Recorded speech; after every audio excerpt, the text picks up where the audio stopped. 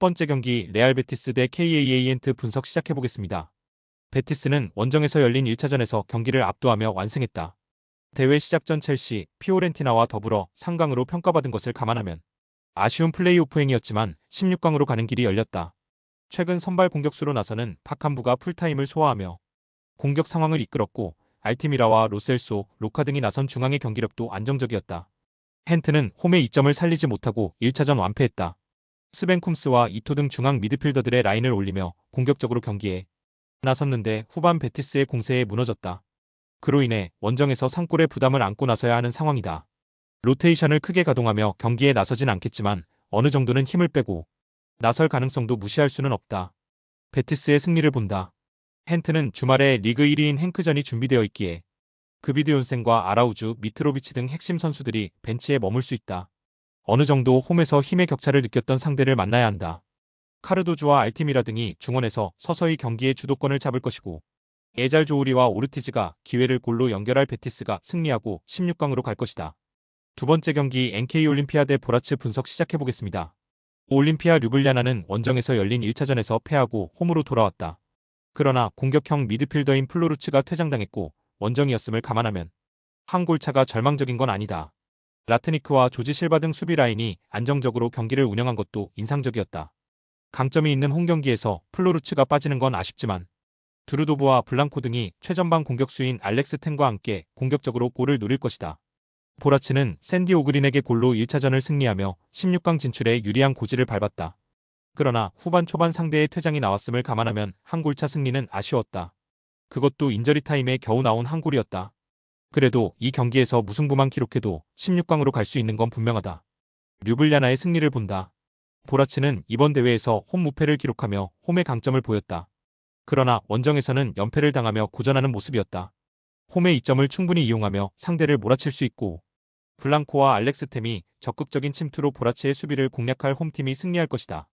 세 번째 경기 파포스 FC 대 오모니아코스 분석 시작해보겠습니다. 파포스는 1차전 원정으로 치러진 경기에서 절반의 성공 이상을 해냈다.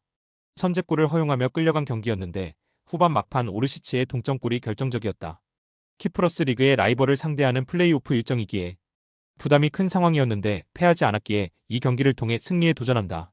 위력적인 시너지를 냈던 이반 슈니치와 페페의 중원이 다시 가동될 것이고 자이로와 드라고미르가 저돌적인 문전 침투를 할 것이다. 오모니아코스는 후반 초반 터진 윌리 세메두의 선제골을 지키지 못하고 1차전 무승부를 기록했다. 파포스 상대로 고전했지만 선제골을 터뜨렸는데 승리하지 못하며 어려운 상황에서 2차전에 나서야 한다. 원정 일정이기에 무리한 운영보다는 쿨리발리와 파나유투, 카마스 등 수비 라인이 골키퍼 앞을 지켜낼 것이고 마리치가 중원에서 수비 보호에 집중할 것이다. 파포스의 승리를 본다. 오모니아코스는 카코올리스와 요베티치 등 기회를 해결할 수 있는 베테랑 공격수들이 있다. 그러나 중원의 활동량이 떨어지는 문제가 있는 것도 사실이다. 페페와 슈니치 등이 중원에서 왕성한 움직임을 앞세워 점차 경기를 지배할 파포스가 승리하고 16강으로 갈 것이다. 네 번째 경기 하이덴하임 대 코펜하겐 분석 시작해보겠습니다. 하이덴하임은 원정에서 펼쳐진 경기를 승리하며 유리한 상황에서 이 경기에 나설 수 있다. 분데스리가에서 하위권 순위로 잔류 경쟁 중이기에 로테이션을 가동한 컨퍼런스 리그였는데 내용과 결과를 모두 잡았다. 그리고 이 경기는 홈이기에 굳이 로테이션이 아닌 베스트 전력으로 나설 수 있다. 마인카와 침버가 중앙 수비로 나설 수 있고 폴 워너가 경기를 조율할 수 있을 것이다. 코펜하겐은 홈에서 경기를 주도하고도 패했기에 불리한 입장이다.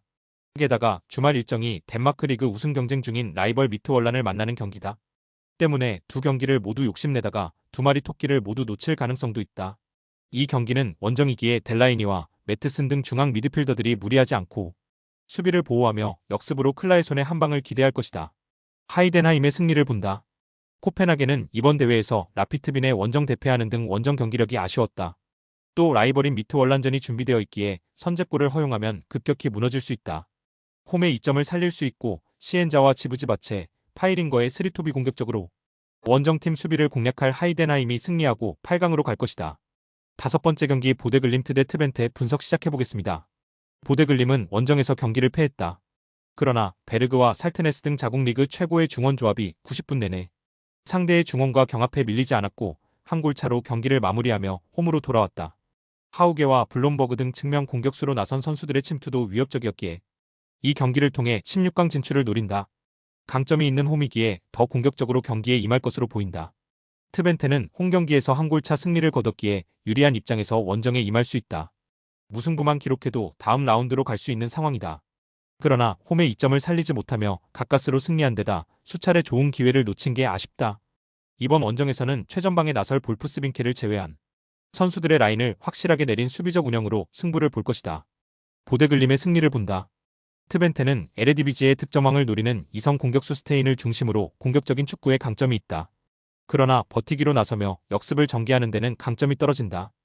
홈의 이점을 노릴 수 있고 살트네스와 베르그, 에브엔 등이 중원 우위를 가져갈 보데글림이 경기를 주도할 것이다.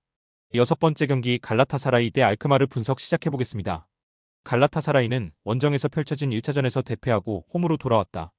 튀르키예 리그에서 라이벌인 페네르바체를 제치고 1위를 달리는 팀인데 유로파 16강에도 가지 못할 위기를 맞았다.